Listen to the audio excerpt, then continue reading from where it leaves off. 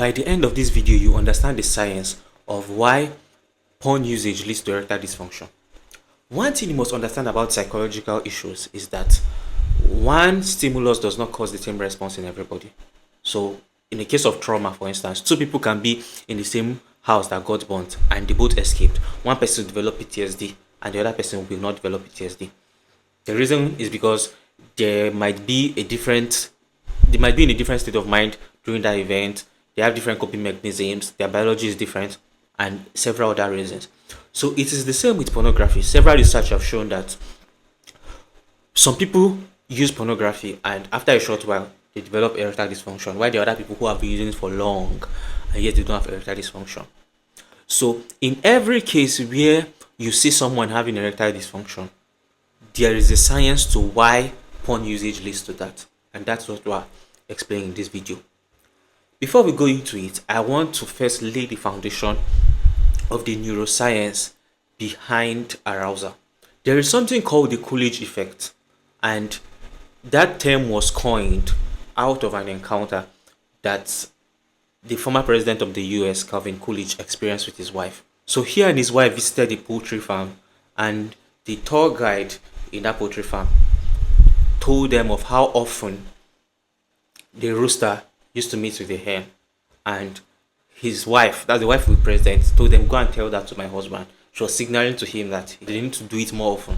Then the president asked back that does the rooster meet with the same hen over and over again, and he was told that no, it is different hen for each encounter, and he was like, go and tell that to my wife. And more research was done on this phenomenon, and the Coolidge effect was brought about. What this Coolidge effect tells us about the human arousal is that people receive new bursts of motivation, of sexual drive, when they are exposed to a new sexual partner. So we understand that sex does not just begin, or sexual pleasure does not just come from the physical activity, that it starts from the brain. There's first a release of dopamine that causes motivation, that causes anticipation for the experience, and that in itself is pleasurable beyond just the physical pleasure that comes from it. But this release of dopamine is typically higher whenever you're exposed to a new partner. So if you're exposed to the same partner over and over again, you will still get motivation, but the motivation you get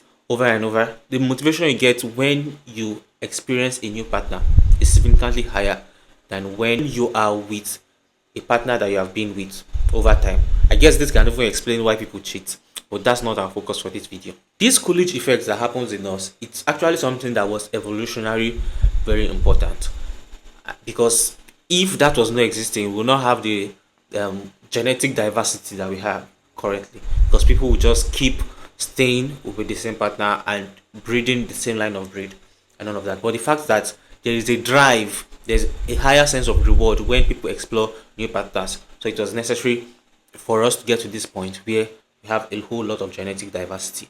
But this system was designed to work based on real life experiences.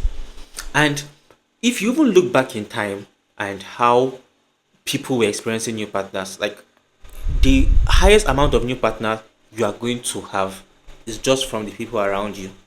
So if probably a man sleeps with his wife, sleeps with his neighbor that's living not so far, sleep with someone he does business with, like there is a very limited number of people you can sleep with.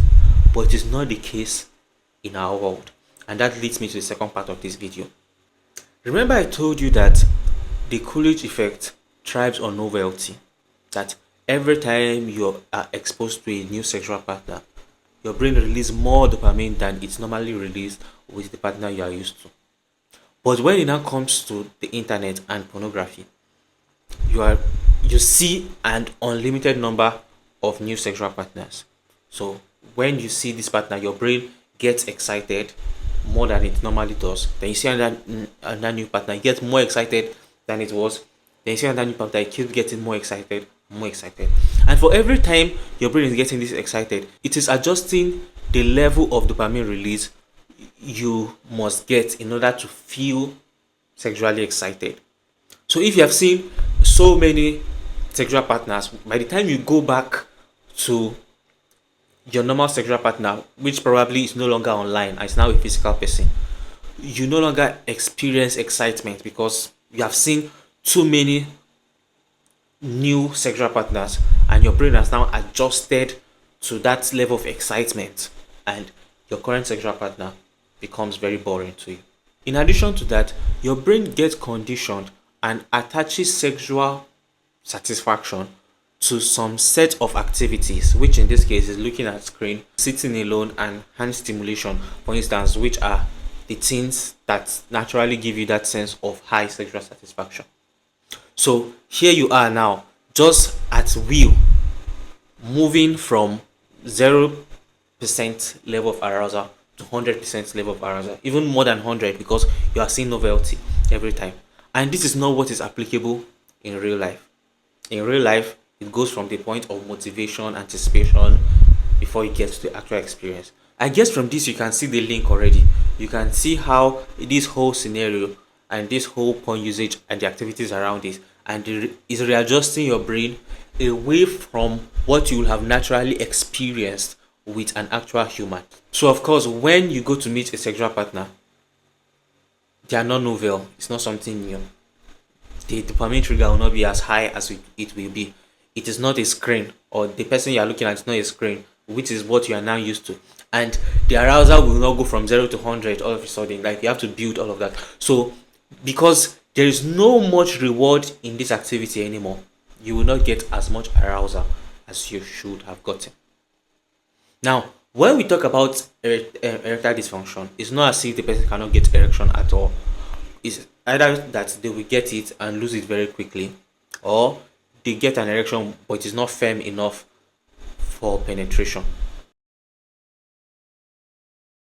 If you are in a point where you are not so sure if you are actually having erectile dysfunction from porn usage, there are some things you can check. Is if you can get erection, like a firm erection, easily with pornography, but with an actual person, it's a struggle. If you need very extreme form of sexual activity before you can get aroused, if you get morning erections, the last sign is actually something we need to dwell upon, and is when you begin to feel anxious about your sexual performance.